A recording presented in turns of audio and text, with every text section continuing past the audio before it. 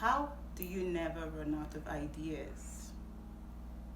The simple answer is by executing the current ideas you have, not waiting until the time is right, not waiting for the perfect time, not waiting until everything falls in place. But execution inspires further ideas.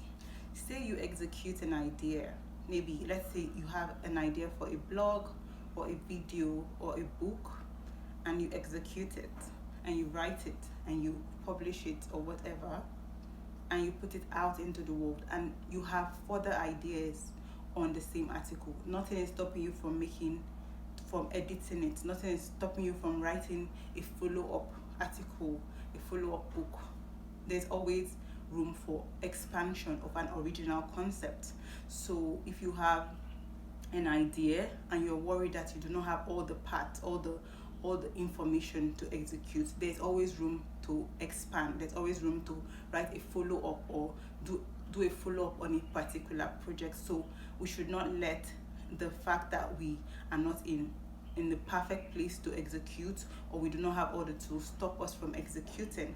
I do not know if this story is true, but this reminds me of the story of Michael Jackson and Prince. It was said in the story that Michael Jackson would often wake up around early hours of the morning, maybe 2 a.m., 3 a.m., when inspiration struck, and hurry to his studio to write and work on songs, because he believed that if he did not work on it, God will give the idea to Prince. So that is what happened a lot of times when we sit on ideas. The ideas, we think that by sitting on it and gathering data, we get better at those ideas. We would make such a wonderful work. But most often than not, by sitting on ideas, it loses its vibrancy, it loses its potency. But when we work on it, we allow room for the divine. We allow room for the idea itself to grow, to spread out, to become, to form, to expand. Because many times I start writing a novel or a book, and I just have a vague idea of what I want, but eventually the book works itself into completion. That's the only way I can explain it. You might have seen writers talking about characters taking over the story. That is what I mean. Most times ideas come when we work on them. More ideas. That is why when you're writing a book or a song or filming a video, you get an idea for another video, because the work is the magnet. The work you currently need to do and are avoiding is the magnet for completion of the work, for ideas that will bring completion of the work, and for future ideas. And also I want to pinpoint the story of the talents in the Bible book of Matthew 25, I think 14 verses 14 to 30, where a certain rich man was going away for a while, and he gave his servants 5 talents, 2 talents, and 1 talent.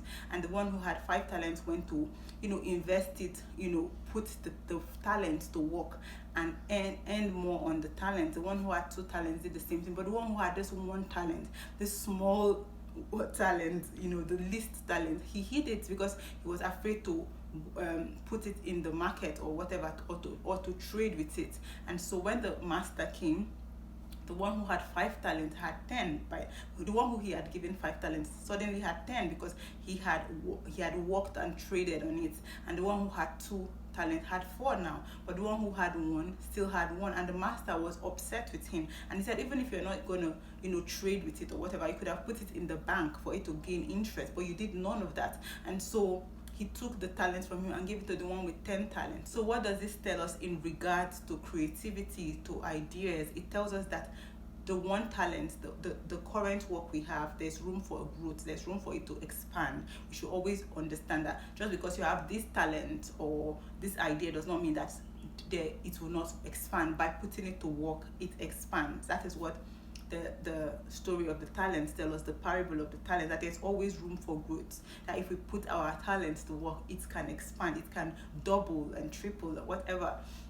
So this is a video that I'm making to encourage people that are creatives to not sit on their talent. Don't sit on that idea. Don't say, oh, I will wait until I have the best background before I start making my YouTube videos, or have the best gadgets, or have everything in place before I work on this gift and this idea that I have been given. I have a video that I made years ago on my channel where I talked about ideas being like spirits. They come to us, they visit us but if we do not work on them, they move, they fly away to someone else who would work on us, who will work on them. So we should not sit on our ideas too long. And I think that what also happens, what makes us sit on it too long, is that because we are afraid that we will not get more ideas. But it's by working on ideas that we get even more and further ideas. Or we are afraid of being judged, or whatever it is. Sitting on the ideas, sitting on your talent, sitting on the gifts that you have been given, it's not a good idea.